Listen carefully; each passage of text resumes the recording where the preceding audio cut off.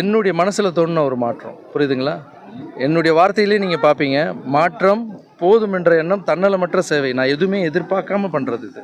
ஏதாவது ஒன்று எதிர்பார்த்தேன்னு வச்சிங்களேன், அது வாழ்க்கையில் நான் பட்ட அனுபவம்.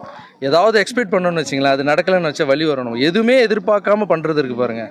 நான் உங்களுக்காக வரேன், நீங்கள் எனக்கு ஓட்டு போடுங்கன்னா அது பேர் எதிர்பார்ப்பே இல்லைல்ல. அது ஏதோ எதிர்பார்த்து பண்ணுற மாதிரி இல்லை. நான் உங்களுக்கு இது பண்ணுறேன், என்னை நீங்கள் பதவியில் உட்கார வைங்க, நான் உங்களுக்கு இது பண்ணுறேன், என்னை வந்து எம்எல்ஏ ஆக்குங்க, சேரில் உட்கார வச்சு அழகு பாருங்கள், இது பண்ணுறவங்களுக்கு வந்து என்னை சிஎம் ஆக்குங்க. இதெல்லாம் ஏதோ எதிர்பார்த்து பண்ணுறது. இது எந்த ஒரு எதிர்பார்ப்பும் இல்லைங்க, கடவுளுக்கு பண்ணுற சேவை இது. நான் ரொம்ப தெளிவாக இருக்கேன், எங்கள் அம்மா அதை விட தெளிவாக இருக்காங்க. எனக்கு கூட ஆசை இருந்தது, அரசியலுக்கெல்லாம் போனால் நல்லா பண்ணாங்க. அம்மா வந்து ரொம்ப தெளிவாக இருக்காங்க, அரசியல்லாம் வேணாக்க. நான் என்னுடைய எண்ணம் கூட இது அரசியல் இல்லை. எல்லாம் வந்து அரசியலுக்கு வந்துட்டு கொள்கை சொல்லுவாங்கள்ல, என்னுடைய கொள்கை என்ன தெரியுமா? அரசியல் எனக்கு வேணான்றது தான் என்னுடைய கொள்கை.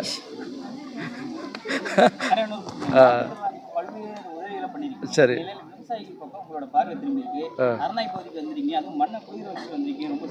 ஓகே, ஒன்றும் இல்லை, சந்தோஷமாக இருக்குது.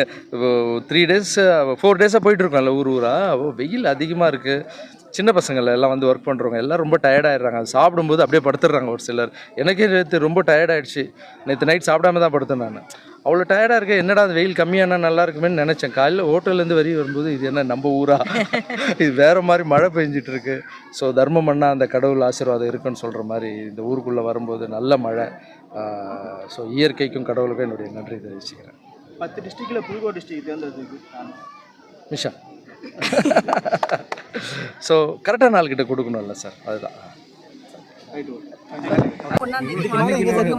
நடந்தது. அன்னைக்கு வந்து பேசிட்டு இருக்கும்போது 10 விவசாயிகளுக்கு, அதாவது 10 கிராமங்களுக்கு டிராக்டர் கொடுக்குறதா அண்ணா சொல்லியிருந்தாங்க.